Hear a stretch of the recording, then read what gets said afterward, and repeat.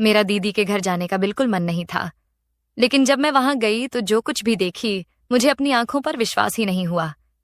मेरा नाम निशा है। मैं 25 साल की हूं। मैं पोस्ट ग्रेजुएशन कर रही हूं। मैं बहुत गोरी और सुंदर हूं। जो भी मुझे देखता है देखता ही रह जाता है। मेरे घर में मेरी मम्मी, मेरा पापा और मेरी बड़ी बहन नंदिनी है। मेरी नंदिनी दीदी की शादी पिछली साल हो गई है। मेरी दीदी भी मेरी तरह बहुत सुंदर है।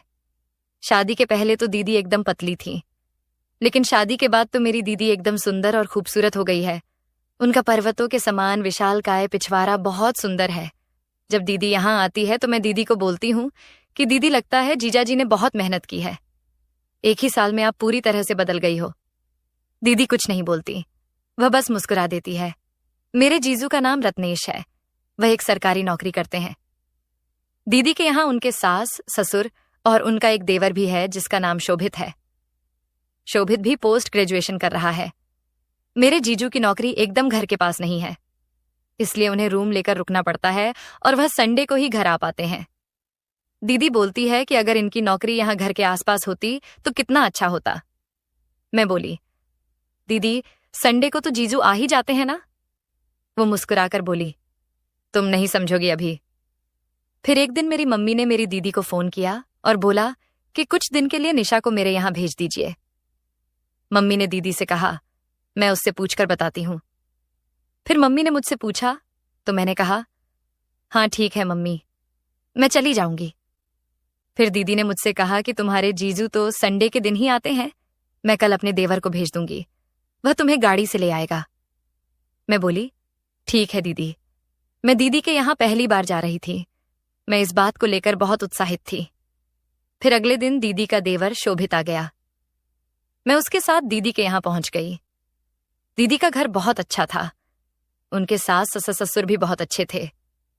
उनका देवर शोभित तो मेरी खूब खातिरदारी कर रहा था। मैंने देखा मेरी दीदी मेरे आने से बहुत खुश थी। मुझे वहां बहुत अच्छा लग रहा था। मैं देख रही थी कि मेरी दीदी का देवर शोभित उनसे बहुत ज्यादा ही मूंग लगा हुआ था। वो ऐसी ऐसी बात दीदी से बोल दे जा रहा था कि मुझे शर्म आ जाती थी, लेकिन मेरी दीदी हंस हंस के खूब खुश होती। मुझे लग रहा था कि कोई तो बात है जो मुझे नहीं पता है, और अगर अब मैं यहाँ आई हूं तो मैं पता तो लगा के ही रहूंगी। मैं अपनी दीदी के यहाँ मंगलवार को गई थी। अभी जीजू के आने में कई दिन था तो मैंने दीदी से कहा कि दीदी, जीजू कब आएंगे? तो दीदी एकदम अंछा के भाव से बोली कि अरे संडे को आएंगे। इधर देवर से दीदी इतना हंस हंस के ऐसी ऐसी बातें बोलती थीं कि मुझे ही शर्म आ जाती थी। फिर शाम को सब लोगों ने खाना खा लिया तो मेरी दीदी ने कहा कि निशा तुम मेरे ही कमरे में सो जाना। मैंने कहा ठीक है। उसके बाद सब लोग सो गए। मेरी आंखों में नींद नहीं आ रही थी। कुछ तो था जो मुझे खटक रहा था। लगभग 1 घंटे बाद जब दीदी को लगा कि मैं सो गई हूं तो दीदी चुपके से उठी और कमरे से बाहर चली गई। मैं उस टाइम जग ही रही थी। जब दीदी बाहर चली गई तो मैं भी धीरे से उठी और उनके पीछे गई। मैंने देखा कि देवर का कमरा पहले से ही खुला हुआ था। दीदी धीरे से अंदर चली गई। मुझे इतनी गुस्सा आई कि क्या बताऊं। मैंने सोचा 5 मिनट बाद जाकर देखूंगी कि आखिर हो क्या रहा है।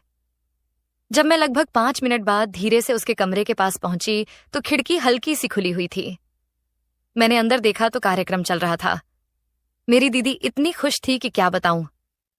वह कार्यक्रम में अपनी पूरी सहभागिता दे रही थी। मुझे पहले तो सब कुछ देखकर बहुत गुस्सा आई, फिर पता नहीं क्यों सब कुछ देखकर मुझे बहुत अच्छा लगने लगा। मुझे देखकर इतना अच्छा लग रहा था कि क्या बताऊं। ये सब कुछ मैं पहली बार देख भी रही थी। लगभग आधे घंटे बाद जब कार्यक्रम बंद हुआ तो मैं आकर सोने लगी। थोड़ी देर बाद दीदी भी आ गई। उसके बाद मैं जब तक दीदी के यहाँ रही कई बार मैंने कार्यक्रम देखा।